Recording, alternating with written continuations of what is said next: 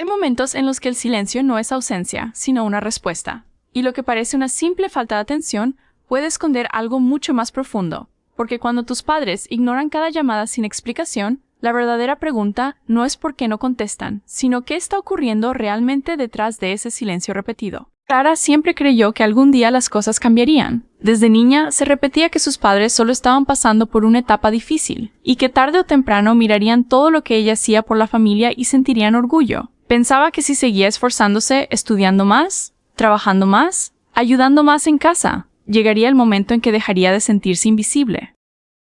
Ese día nunca llegó.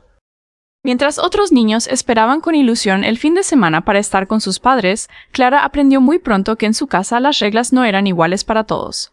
Su hermano menor, Daniel, era el centro de cada conversación. Si sacaba una buena nota, había celebración. Si jugaba un partido, toda la familia iba a verlo. Si quería un juguete nuevo, siempre aparecía el dinero. Cuando Clara lograba exactamente lo mismo, apenas recibía una sonrisa rápida o un está bien. Nunca hubo una celebración. Nunca un abrazo. Nunca una palabra que le hiciera sentir especial. Al principio pensó que era coincidencia. Después creyó que debía esforzarse un poco más. Con el tiempo comprendió que el problema no era lo que hacía, sino el lugar que ocupaba dentro de su propia familia. Había una fotografía en la sala que resumía toda su infancia. Sus padres abrazando a Daniel en un campeonato escolar. Clara también estaba ahí, pero apenas se veía, medio escondida al fondo. Cada vez que la miraba sentía que esa imagen era su vida entera, siempre presente, nunca importante. Con los años, esa sensación dejó de doler por fuera y se instaló por dentro, convertida en una voz silenciosa que le repetía que no debía esperar demasiado de nadie. Aún así, nunca dejó de intentar ganarse el cariño de sus padres. Al cumplir 18, consiguió un trabajo de medio tiempo mientras estudiaba. Llegaba agotada a casa y aún así seguía ayudando con la limpieza, la comida y las cuentas. Su madre siempre encontraba una razón para criticarla. ¿Podrías hacer más? Tu hermano está muy cansado. No seas egoísta. Frases tan frecuentes que dejaron de sorprenderla. Lo que más le dolía no era trabajar. Era sentir que nada de lo que hacía tenía valor. Una tarde recibió su primer aumento de sueldo. Era poco, pero para ella significaba mucho. Entró en casa con una sonrisa que no podía esconder. Tengo algo que contarles. Su padre apenas levantó la vista. Ahora no, estamos viendo el partido de Daniel. Ella esperó un instante a que alguien preguntara qué había pasado. Nadie lo hizo. Sin decir una palabra, fue a su habitación. Aquella noche entendió que algunas decepciones no llegan con gritos, llegan en silencio. Semanas después, Daniel quiso cambiar de auto. Aunque apenas trabajaba unas horas por semana, sus padres empezaron a buscar la forma de ayudarlo. Vender algo de la casa, pedir un préstamo, usar los ahorros familiares. Clara escuchaba desde la cocina y recordó el día en que ella pidió ayuda para pagar un curso que necesitaba para su trabajo. La respuesta de su padre fue inmediata. Si de verdad lo quieres, trabaja más y págalo tú sola. Ella no discutió, nunca discutía, solo aprendía otra lección. Con los años notó que el favoritismo también vivía en los pequeños detalles. Si Daniel olvidaba el cumpleaños de su madre, estaba ocupado. Si Clara llegaba 5 minutos tarde por el tráfico, era una desconsiderada. Si Daniel rompía algo, era un accidente. Si lo rompía ella, era una irresponsable. Las reglas cambiaban según quién las rompiera. Cuando su madre enfermó, fue Clara quien pidió vacaciones para cuidarla. Le preparaba la comida, la acompañaba al médico, pasaba noches enteras despierta vigilándola. Daniel aparecía unos minutos y se iba diciendo que tenía cosas importantes que hacer. Aún así, cuando la madre empezó a recuperarse, las primeras palabras de gratitud fueron para él. «Qué suerte tengo de tener un hijo tan bueno». Clara, que en ese momento le servía una taza de té, no dijo nada. Solo bajó la mirada y siguió caminando. Ahí comprendió lo que llevaba años negando. No importaba cuánto entregara, siempre habría alguien ocupando el lugar que ella soñaba tener. Decidió seguir adelante. Se concentró en su trabajo, aceptó más responsabilidades y construyó una carrera estable. Ascenso tras ascenso, fruto de un esfuerzo que nadie en casa veía. Cuanto mejor le iba fuera, más distante se sentía dentro. Vivía 2 vidas. En una, sus compañeros la respetaban y valoraban. En la otra, seguía siendo la hija que nunca hacía suficiente. Y aunque intentaba convencerse de que ya no le importaba, en el fondo seguía esperando una llamada, un abrazo, estamos orgullosos de ti. Ese momento seguía sin llegar, y el destino estaba a punto de mostrarle que la herida más profunda no sería el favoritismo soportado durante años, sino el silencio de las personas que más necesitaría cuando su vida cambiara para siempre. Los meses siguieron pasando y Clara aprendió a llenar el vacío con trabajo. Cada proyecto era una oportunidad de demostrar su capacidad, y cada reconocimiento le recordaba que, fuera de las paredes de su casa, sí existían personas capaces de valorar su esfuerzo. Pero había algo que el éxito profesional no podía reemplazar. Una tarde, tras un ascenso importante, decidió invitar a sus padres a cenar. Reservó mesa en un restaurante sencillo que su madre siempre había querido conocer y llamó con varios días de anticipación. Su padre respondió con indiferencia. «Si no surge nada con Daniel, iremos». Aún así, mantuvo la esperanza. Llegó minutos antes, se arregló con cuidado y esperó mirando la puerta. Pasaron 15 minutos. Luego 30. Después de casi una hora, llegó un mensaje de su madre. «Lo sentimos. Daniel necesitó ayuda para elegir un coche nuevo. Lo celebraremos otro día». No hubo llamada, no hubo disculpa. Ni siquiera preguntaron si ella ya estaba ahí. Clara pidió la cena de todos modos y comió sola, viendo a otras familias reír y brindar a su alrededor. Cuando el camarero le preguntó si esperaba a alguien más, sonrió con educación y dijo que no. Aquella noche caminó despacio de regreso a casa, no por la distancia, sino porque necesitaba tiempo para aceptar una verdad que llevaba años evitando. Siempre habría una razón para dejarla en segundo lugar. A partir de ahí dejó de insistir. Ya no organizaba reuniones, ya no proponía salidas, ya no llamaba para compartir sus logros. Si querían saber de ella, podían llamarla. Pero el teléfono casi nunca sonaba. Mientras tanto, Daniel seguía siendo el centro de la vida familiar. Cada problema suyo era una emergencia para todos. Cada error tenía una excusa. Un domingo, una vecina de sus padres la llamó. «Hace días que no te veo por ahí. Tu madre comentó que estás muy ocupada y casi nunca los visitas».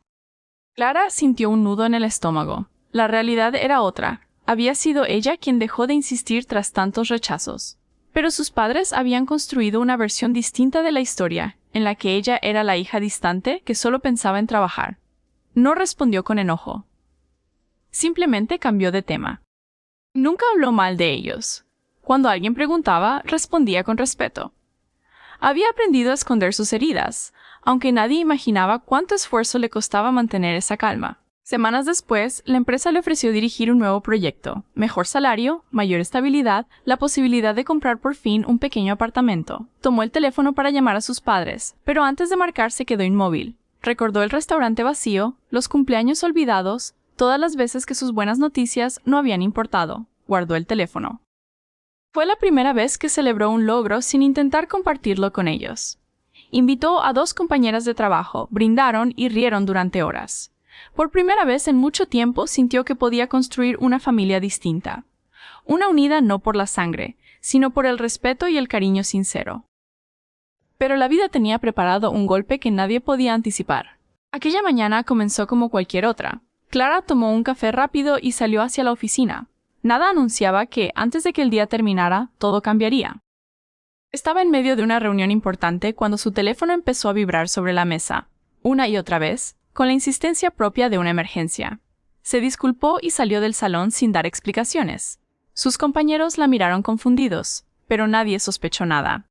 Al otro lado de la línea, una voz alterada le pidió que fuera de inmediato a un hospital. No dio detalles. No hubo tiempo para preguntas. Clara tomó sus cosas y salió corriendo, con el corazón acelerado y un único pensamiento en la cabeza. Necesitaba a su familia. Necesitaba escuchar la voz de sus padres. Necesitaba, al menos una vez en la vida, no enfrentar sola el momento más difícil. Mientras conducía, marcó el número de su madre.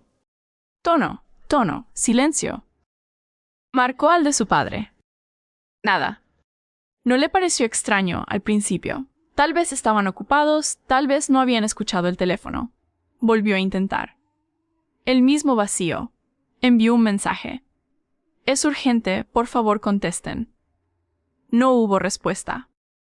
Estacionó el auto de cualquier manera y entró corriendo al hospital. El olor característico la golpeó de inmediato. Luces blancas, pasillos largos, voces suaves, pasos apresurados. «Me llamaron hace unos minutos. Me dijeron que viniera», dijo en voz baja al llegar al mostrador. La enfermera revisó algo en la pantalla y solo respondió: «Tenga paciencia. Le daremos información pronto». Sin detalles, sin explicación. Clara sintió una mezcla de ansiedad y confusión. Volvió a marcar a su madre. Tono. Silencio. A su padre. Lo mismo. Cada minuto que pasaba se sentía más pesado que el anterior. Cerca de 1 hora después, un médico se acercó. ¿Es usted Clara? Sí, soy yo. Necesito hablar con usted. Clara sintió que el suelo se movía bajo sus pies. ¿Qué está pasando? El médico eligió sus palabras con cuidado. El paciente permanece estable, pero su estado es delicado. Está bajo observación constante. ¿Y mi familia?, preguntó ella de inmediato. Les dije que vinieran hace horas. El médico bajó la vista antes de responder. Es justamente eso lo que más nos preocupa. Intentamos contactarlos varias veces. Llamadas, mensajes. Nadie responde. Esa palabra, nadie, cayó como un peso muerto en el pecho de Clara. No podía ser. Sus padres nunca habían dejado de contestar, sin importar cuán distantes se hubieran vuelto las cosas entre ellos. Volvió a marcar, ahí mismo, frente al médico. Tono. Silencio. Otra vez. Vamos a seguir intentando, dijo él, y se retiró. Clara quedó sola en el pasillo, viendo pasar a otras personas, algunas llorando, otras abrazándose, todas acompañadas por alguien. Todas, menos ella. Caminó hasta una ventana. Afuera, la ciudad seguía su ritmo de siempre. Autos, gente, vida normal, como si nada estuviera ocurriendo.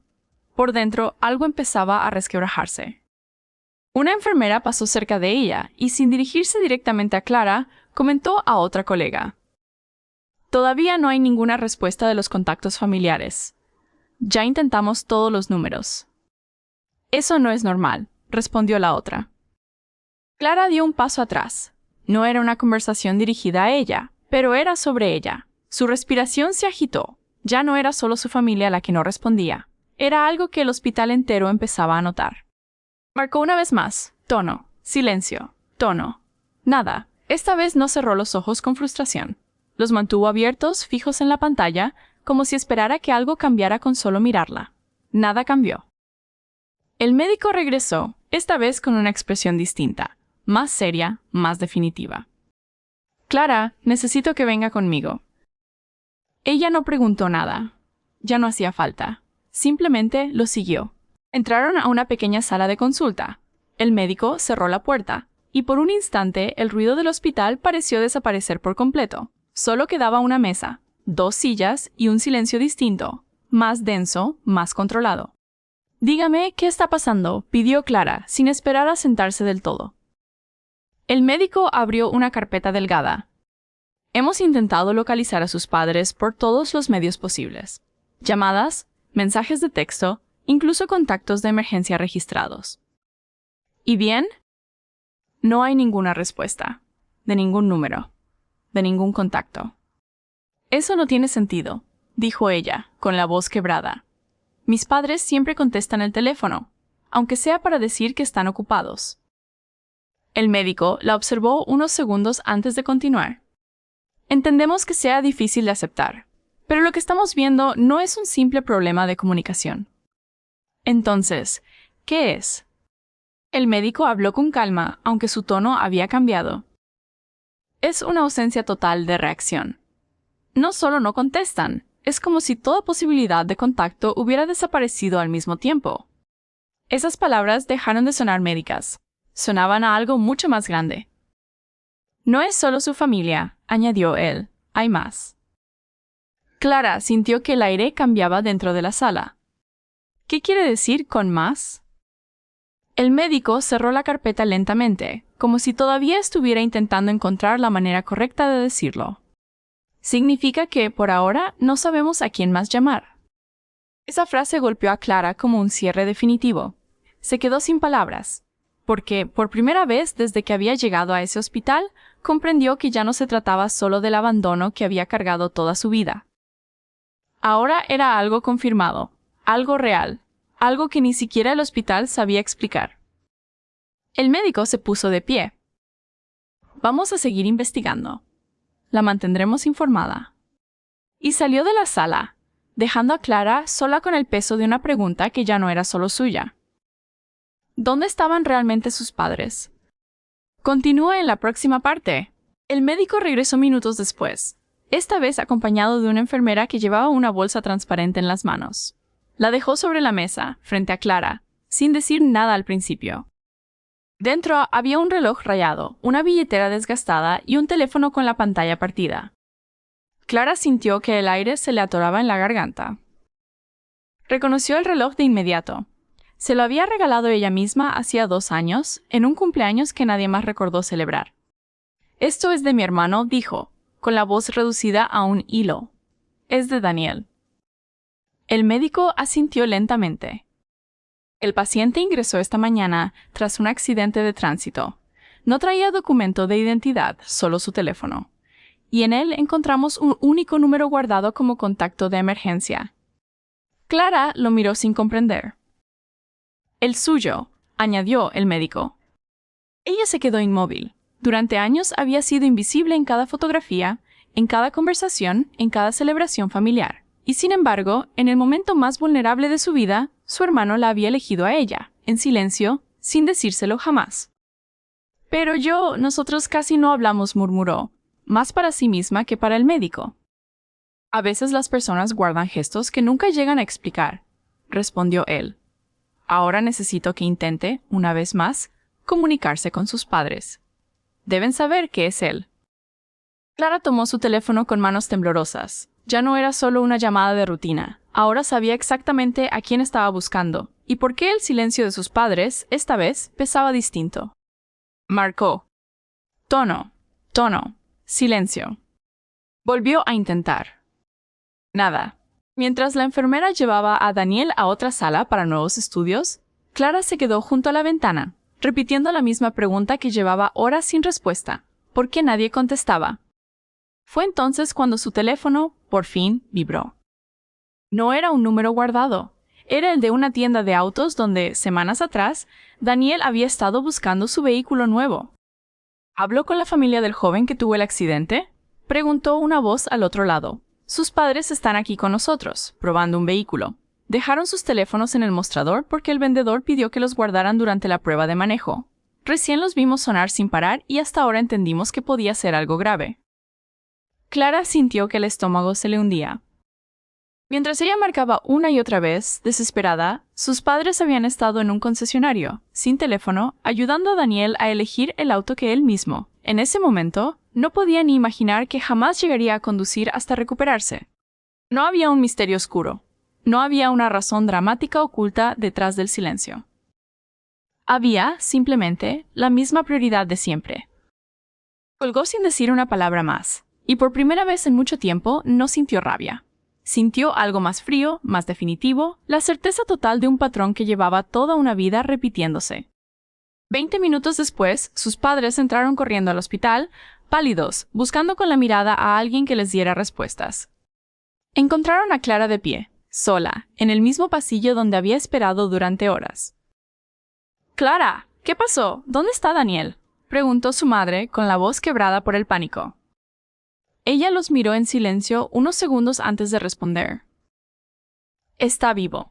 Estable, por ahora». Su padre exhaló, aliviado. Su madre se llevó las manos al rostro. «¿Por qué no contestaban?», preguntó Clara, con una calma que a ella misma la sorprendió. «Los llamé más de 20 veces». «Estábamos con Daniel, viendo el auto. Dejamos los teléfonos guardados. No fue nuestra intención», respondió su madre, buscando su mirada. Clara asintió lentamente. No dijo nada más. No hacía falta. Los tres permanecieron en la sala de espera durante las horas siguientes. El médico salió para informarles que Daniel había reaccionado bien a los primeros tratamientos y que, aunque el proceso de recuperación sería largo, su vida ya no corría peligro. La madre de Clara rompió en llanto.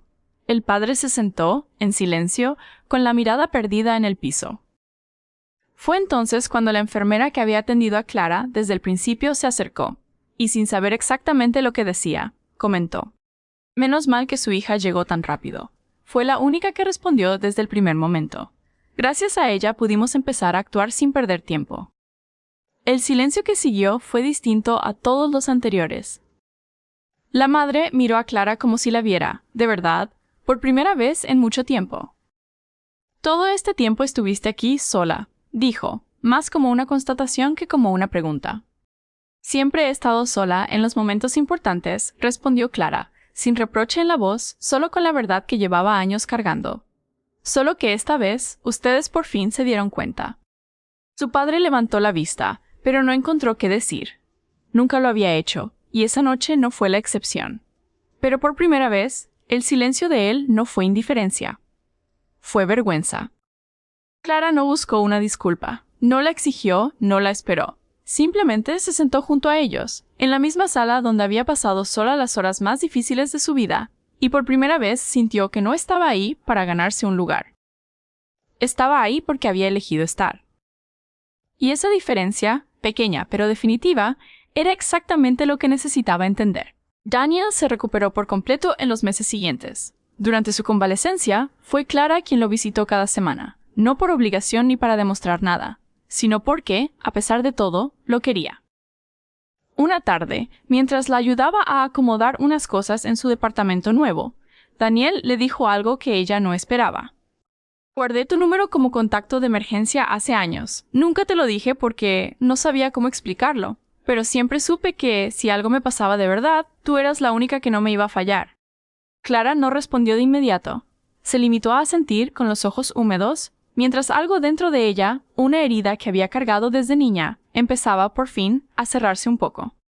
Con sus padres, las cosas no cambiaron de un día para otro. Hubo llamadas más frecuentes, algún intento torpe de acercamiento, una disculpa que llegó tarde pero llegó.